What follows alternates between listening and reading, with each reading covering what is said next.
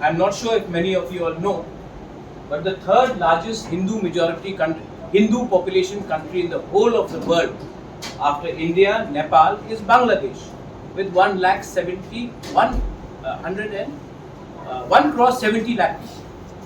Now it may be very less for Bangladesh, but where Mizoram the population is 12 lakhs, Meghalaya is 24 lakhs, Tripura population is 15 lakhs.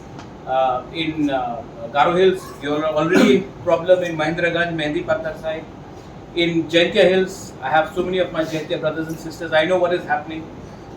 I know how the people are walking in. And we have open borders with Bangladesh.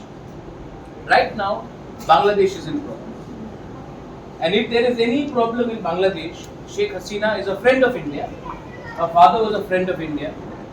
But if she is gone and she is not any younger, she's 78, there's an undercurrent of Jamaat-e-Islami happening in Bangladesh.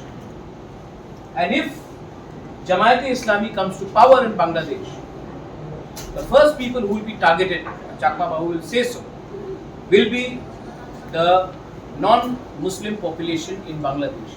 They will start coming because there will be atrocities, the lands will be, Bangladesh has a land problem, and they will start coming to the border. How do we identify who is who? There is pressure, 1971 will again happen. And vote bank politics means the tribals of Northeast do not have enough numbers to even influence our own state like Assam. How will you influence the rest of India? So we have to ensure that the government of India understands that when the tribal people of Northeast are fighting for their land rights, for the political rights, for the economic rights, we are the frontier to India because we know how to defend our land. We are the indigenous people, and if you can protect us, you are protecting India. So the politicians may not understand that, but the bureaucrats, the IB has a huge role to play in the strategic matters of Northeast, whether it is China, whether it is Myanmar or Bangladesh.